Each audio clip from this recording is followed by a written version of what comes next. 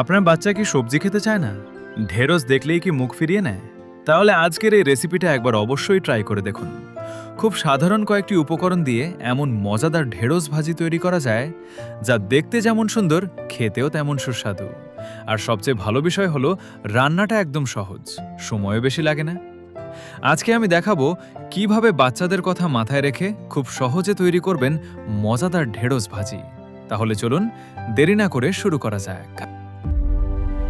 Knowledge, inspiration, discovery. Welcome to G-Scape Universe. এবার চুলায় একটি পরিষ্কার কড়াই বসিয়ে দিচ্ছি। কড়াইতে পরিমাণ মতো তেল দিয়ে দেব। আমি এখানে সরিষার তেল ব্যবহার করছি, তবে আপনি চাইলে সয়াবিন তেলও ব্যবহার করতে পারেন। তেল হালকা গরম হয়ে গেলে এতে দিয়ে দেব পেঁয়াজ কুচি। এবার পেঁয়াজগুলো হালকা আঁচে ধীরে ধীরে ভাজতে থাকব। পেঁয়াজ খুব বেশি পুড়িয়ে ফেলবো না, হালকা সোনালি বা বামি রং হয়ে এলে বুঝতে হবে পেঁয়াজ ভালোভাবে ভাজা হয়েছে।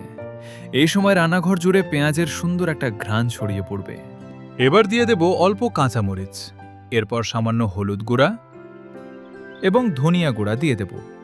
মশলাগুলো দেওয়ার পর অল্প সময় নেড়ে নেব, তবে খেয়াল রাখবেন মশলা যেন কড়াইতে পুড়ে না যায়। প্রয়োজনে আঁচ একটু কমিয়ে নেবেন। মশলা ভালোভাবে কষানো হয়ে গেলে এবার আমাদের মূল উপকরণ ঢেঁড়স দিয়ে দেব। এবার ঢেঁড়সগুলো কড়াইতে দিয়ে পেঁয়াজ আর মশলার সঙ্গে ভালোভাবে মিশিয়ে নেব। এখন কিন্তু সবচেয়ে গুরুত্বপূর্ণ বিষয় হলো আঁচ। ঢেঁড়স ভাজার সময় খুব বেশি আঁচ ব্যবহার করবেন না। মাঝারি আঁচে ধীরে ধীরে ঢেঁড়স রান্না করতে হবে, কারণ বেশি আঁচে রান্না করলে ঢেঁড়স বাইরে থেকে পুড়ে যেতে পারে, আর পুড়ে গেলে স্বাদ নষ্ট হয়ে যেতে পারে, ফলে বাচ্চারাও খেতে চাইবে না। তাই ধৈর্য ধরে মাঝারি আঁচে রান্না করুন। মাঝে মাঝে হালকা করে নেড়ে দেবেন, যাতে ঢেঁড়সের সব টুকরো সমানভাবে রান্না হয়। বাচ্চাদের জন্য ঢেঁড়স রান্না করার সময় আরও একটি বিষয় খেয়াল রাখতে পারেন। ঢেঁড়স একেবারে বেশি নরম করে ভাজবেন না। হালকা কচকচে থাকলে খেতে অনেকের কাছেই ভালো লাগতে পারে। তবে বাচ্চার বয়স অনুযায়ী ঢেঁড়সের টুকরোগুলো ছোট করে কাটবেন, আর ঝাল মশলাও বাচ্চার বয়স ও স্বাদ অনুযায়ী ব্যবহার করবেন।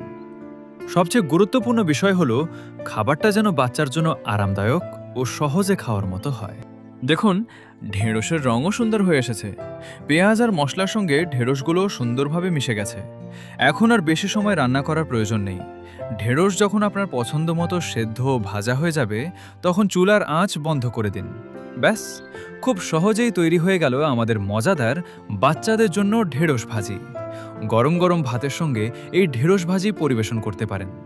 অনেক বাচ্চাই সবজি খেতে চায় না, কিন্তু সবজিকে যদি একটু ভিন্নভাবে, সুন্দরভাবে আর সুস্বাদু করে পরিবেশন করা যায়, তাহলে তারা আগ্রহ নিয়ে খেতেও পারে। তো বন্ধুরা, আজকে আমরা খুব সহজেই তৈরি করলাম বাচ্চাদের জন্য মজাদার ঢেঁড়স ভাজি। রেসিপিটা যদি আপনার ভালো লেগে থাকে, তাহলে অবশ্যই ভিডিওতে একটি লাইক দিন। আপনার বাচ্চা ঢেঁড়স পছন্দ করে কিনা সেটা কমেন্ট করে জানাতে পারেন। আর আপনার পরিচিত কোনো মা বাবা যদি বাচ্চাদের জন্য সহজ সবজি রান্নার রেসিপি খুঁজে থাকেন, তাহলে ভিডিওটি তাদের সঙ্গে শেয়ার করতে পারেন। আর চ্যানেলে নতুন হয়ে থাকলে অবশ্যই চ্যানেলটি সাবস্ক্রাইব করে পাশে থাকা বেল আইকনটি বাজিয়ে দিন, কারণ সামনে আমরা নিয়ে আসছি বাচ্চা ও পরিবারের জন্য আরও সহজ, মজাদার এবং ঘরোয়া রেসিপি। আজকের মতো বিদায়। আবারও দেখা হবে নতুন একটি রেসিপি নিয়ে। সবাই ভালো থাকুন, সুস্থ থাকুন।